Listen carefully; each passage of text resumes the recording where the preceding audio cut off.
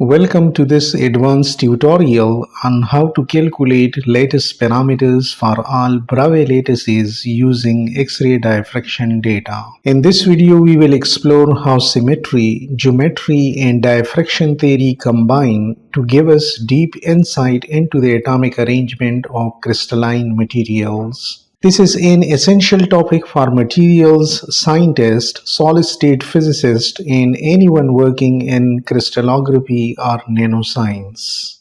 We will focus on four key areas. First, an overview of crystal systems in the 14 Bravais lattices. Second, how to determine the interplanar spacing denoted by dhkl for each lattice type. Third, critical notes for practical and experimental implementation. 4. And finally, a set of classic references that discuss the theory and practice of crystallography. This session builds upon our previous tutorial where we discussed the fundamentals of XRD and Bragg's law. Here we take the foundation and apply it across all 14 Bravais lattices, demonstrating how different symmetries lead to different expressions for dhkl. Once again, we will systematically approach the problem, first by understanding symmetry and geometry, then diving into the formulas, noting the experimental subtleties, and wrapping up the authoritative references. There are 7 crystal systems in 14 Bravais lattices, each corresponding to a distinct way that translational symmetry can manifest in 3 dimensions. These systems define not just the symmetry but also influence physical properties like cleavage planes, thermal expansion, and optical behavior. Each atomic plane in a crystal is indexed by a set of Miller indices HKL, which define orientation relative to the crystal axes. The spacing between these planes, denoted by dhkl, is central to XRD analysis and is determined by the system's metric parameters, lattice constants, and angles. The most general formula shown here uses components of the metric tensor Sij and incorporates cross terms like HL, HK, and KL.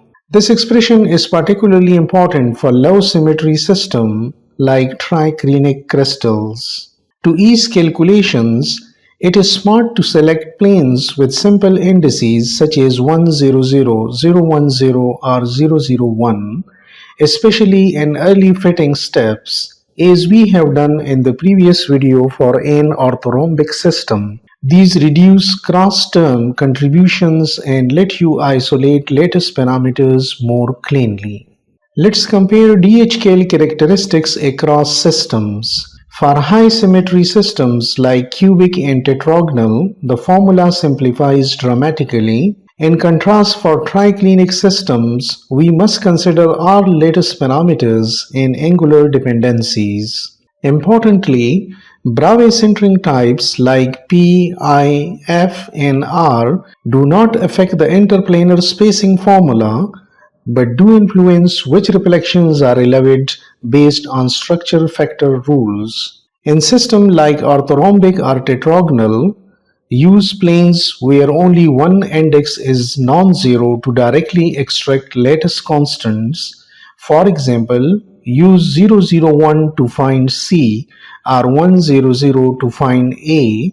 Avoid using high index or mixed reflections too early unless you have precise angular data. Now that we understand the theoretical context, let's apply this knowledge by working through dhkl expressions for each system. This will also help you identify unknown phases by matching experimental peaks with theoretical interplanar spacings.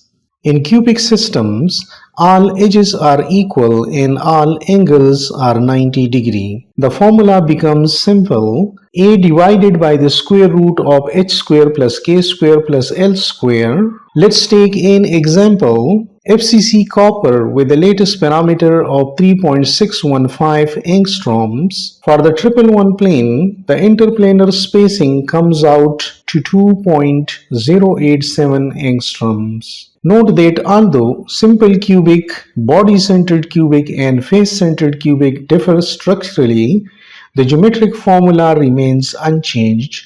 Only the structure factor influences which reflections are visible. Reflections such as 111, 200 and 220 are easy to interpret and commonly used to validate cubic symmetry. Averaging lattice constants from these helps reduce experimental errors. Tetragonal systems stretch or compress the C-axis, making A equal to B not equal to C. The formula accounts for this in isotropy. dhkl is the reciprocal of the square root of h square plus k square over a square and l square over c square. Tetragonal symmetry is common in materials like rutile, titanium dioxide, and some high critical temperature superconductors. To isolate parameters, use planes like 001 to solve for C and 100 or 110 for A. Avoid 111 type planes unless you already know both parameters. Orthorhombic systems have all axes unequal but retain orthogonality. The dhkl expression distributes each squared index across a square, b square, and c square. Orthorhombic symmetry often arises in distorted perovskites and minerals like olivine.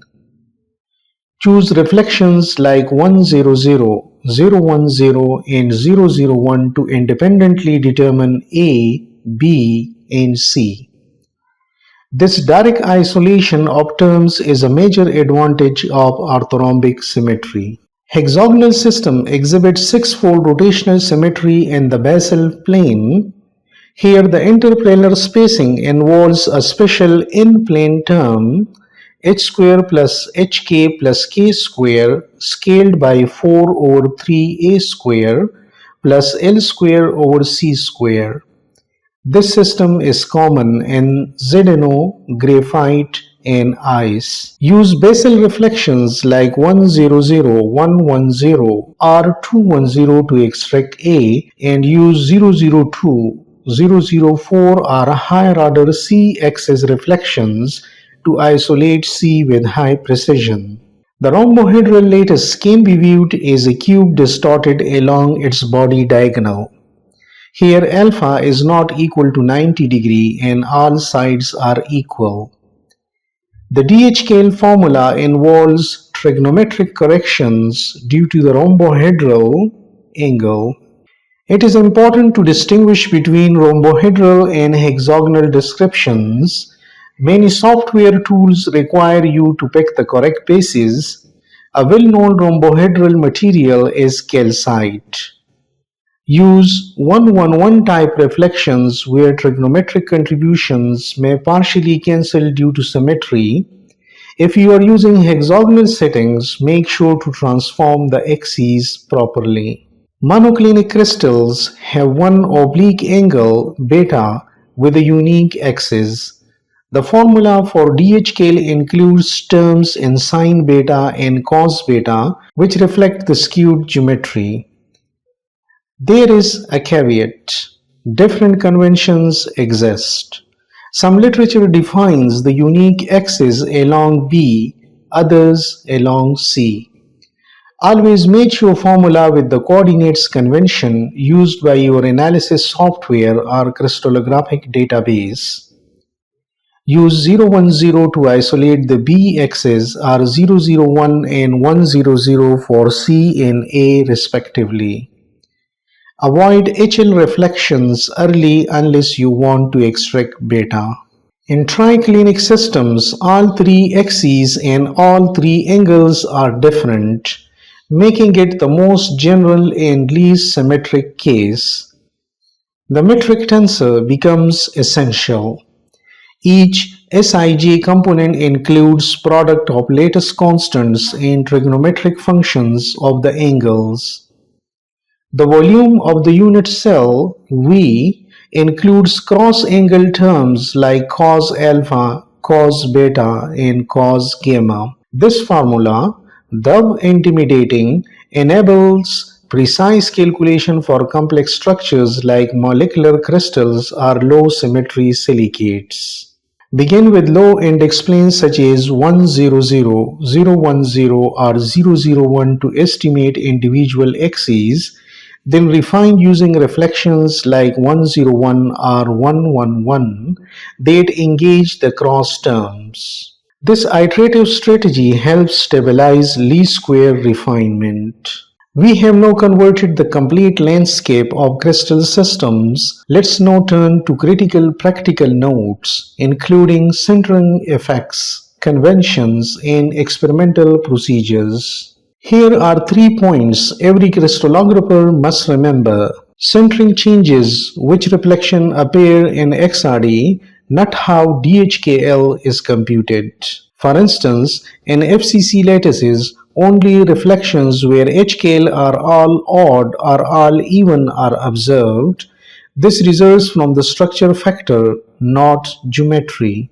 Axis conventions vary. In monoclinic systems, beta is the unique angle and usually the B-axis is the unique axis, but verify your source. For rhombohedral lattices, use rhombohedral axes for dhkl, not the hexagonal description unless explicitly transformed. Finally, Bragg's law ties geometries to experiment. Lambda equal to 2 dhkl sine theta. Using the measured 2 theta values from an XRD pattern, you can compute dhkl. Then by matching with theoretical formulas, you Bragg calculate lattice parameters. Group your experimental reflections by planes that isolate specific lattice parameters. Use simple ones like 100, 001, or 010 early on to constrain the model before adding more complex mixed index peaks. To recap, we have explored the geometry of each crystal system, derived the interplanar spacing expressions, discuss centering effects and experimental usage, and set the stage for real-world XRD analysis using these tools. Here are some excellent sources to further deepen your understanding. For example, Kittel, Introduction to Solid-State Physics, Cullity and Stokes Elements of X-ray Diffraction is a gold standard in the field. For rigorous crystallographic approach, consult International Table for Crystallography. Ashcroft and Merman text remains a favorite for physicists. Thank you for watching this in-depth tutorial. I hope that these practical hints help you better understand how to streamline your calculations. Please share it with others. Let me know in the comments if you have any query. Until next time, keep exploring the atomic world.